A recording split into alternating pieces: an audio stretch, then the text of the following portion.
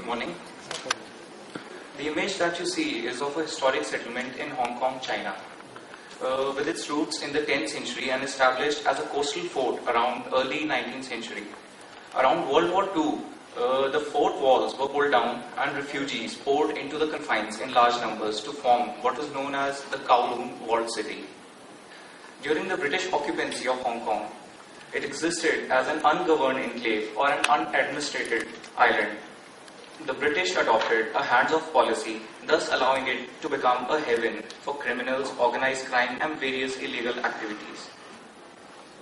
However, the most interesting aspect that lent uniqueness and popularity to the city was the impact on architecture and urbanism that developed from within. At its peak, the density of population was 11,000 persons per hectare compared to 95 persons per hectare for Chandigarh.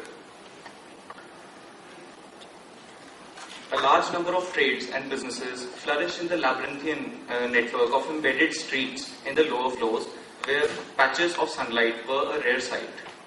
The city was demolished after eviction of its residents in 1993 and the site today is a park. Another example in Prolo comprises of a relationship between native settlements and colonial districts. This image shows modern-day Algiers, formerly a capital of the French colony. The Kasbah, or the native Medina town, is surrounded by French quarters, the marine quarters, evidently contrasting the grain and fabric as well as the pattern. Similarly, closer home, we have the example of Delhi. The contrast between the walled city of Shah Jahanabad, or better known as Old Delhi, and Lutyens' Delhi is quite apparent. Here, the enclave or urban island formation was part of an ideological agenda used as a means to assert cultural ascendancy aimed at the subordination of the indigenous population. It was based on the presumption that architecture is the most visible vehicle of cultural advance. Analogical to these examples, we have a contemporary condition of the urban villages. However, contrary to any of its precedents, these emanate purely from modernist ideology, comprising of what is known as the rationalist planning methodology. Even today, these villages remain unacknowledged from such forums as much as they formed a blind spot during the planning and development of the city. While the sectorial grid of Chandigarh includes 4 such villages, the omnipresence of the phenomena can be judged from the fact that in the state of Delhi alone, out of a total of 209 villages, 135 are notified as urbanized. For Chandigarh, a paradigm of modernist urban planning, the existing villages in the region formed a constellation of agrarian settlements amongst expanses of farmlands. As Archana ma'am just mentioned about the phase-wise development of the city, the villages during the first phase were acquired and resettled, while those encountered post-second phase resisted acquisition and only the surrounding farmlands were acquired. As planned development around them started taking place, the villages were forcefully included in it as islands and underwent major changes, witnessing rapid growth and thus leading to a nested cohabitation amongst the contrasting forms of urbanity. It is intriguing how a byproduct of modernist planning can be physically compared to settlements such as Kowloon, while the juxtaposition of the village and its surrounding developments analogically has a similar ideological impact on the native rural population as on those living in native settlements in colonial towns. The village itself develops 2 apparent internal zones. Firstly, the predating village core, which partly retains its character. Shown here is a village Chopal in Budel village in Sector 45 and the Budel fort, of which only the corner bastions remain. The second zone is the fringe.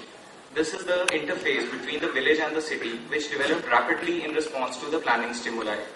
Most of the problems and challenges emanate from age, neglect, and immigration, leading to overpopulation, accredited to various politico-economic reasons. While the fringe zone witnesses chaos and congestion, a defective circulation pattern, incongruent, intense mixed-use activities, lacking severely in open spaces, social facilities, parking, etc. While in the village core, due to its narrow, crooked lanes, they become inaccessible for vehicular traffic, again adding to the congestion at the periphery. Further, due to affluent landlords eventually shifting to parts of the city, of the planned city, a de-gentrification process grips the village as migrants and daily wagers occupy the neighborhoods. Moreover, the social interactions amongst various communities coexisting in this setting are polarized, as the migrant workers, the native inhabitants, and the city-based traders and businessmen all exploit the potentials of the urban village condition. Thus, physically and psychologically, the village is perceived as a distinct entity within the city's framework, rather increasingly as an urban backyard. The future outlook, however, is rather disappointing, as evident from the current trends and paradigm shifts in the planning models. With the introduction of private developers, the villages are pushed a degree further apart instead of being integrated, owing to the private colonization of urban land. This map here shows the proposal for Greater Mohali, a township initially claimed as the final phase of Chandigarh, extending deep into the hinterland and engulfing a large number of agricultural villages, which would eventually form enclaves within private colonies. Thus, it becomes pertinent at this stage to recognize and acknowledge the phenomena and explore the potentials of a symbiotic nested cohabitation. I'll quickly go through a few of the benefits. The villages act as low-cost dormitories for migrant workers who prefer these over peripheral slums or far-flung rehab colonies, as they provide reasonable infrastructure, establish amenities and utilities, and reduce the need to commute across the city. Various employment opportunities are offered in this setting, serving both the village inhabitants and the residents of surrounding neighborhoods. The trades and businesses tend to specialize in making available goods and services at a reduced cost and in proximity, owing to cheaper land values. Thus, various back-end jobs for the city's businesses are carried out here, and warehouses, godowns, and stores are found in abundance. The universality of the urban villages on a global horizon can be ratified with these examples.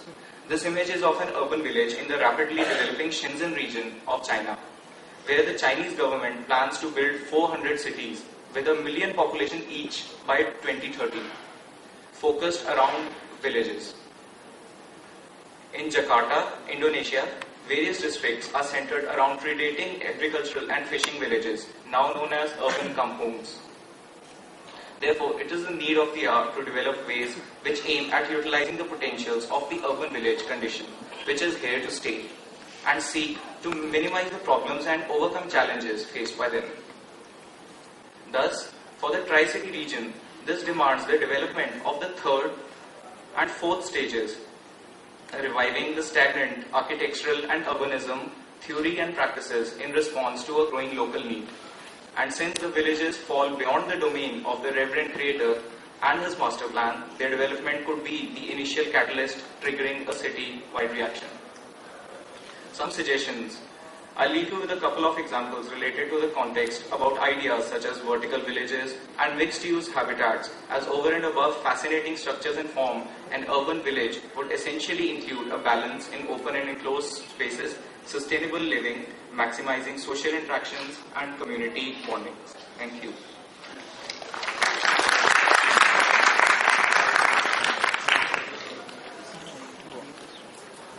Thank you, Architect Mayank. Our last speaker for the session is Architect Namrata Kalsi, who would be speaking on Beyond Communism. Architect Namrata Kalsi is presently a senior architect with the Delhi government and was previously with GMADA, Greater Mohali Area Development Authority.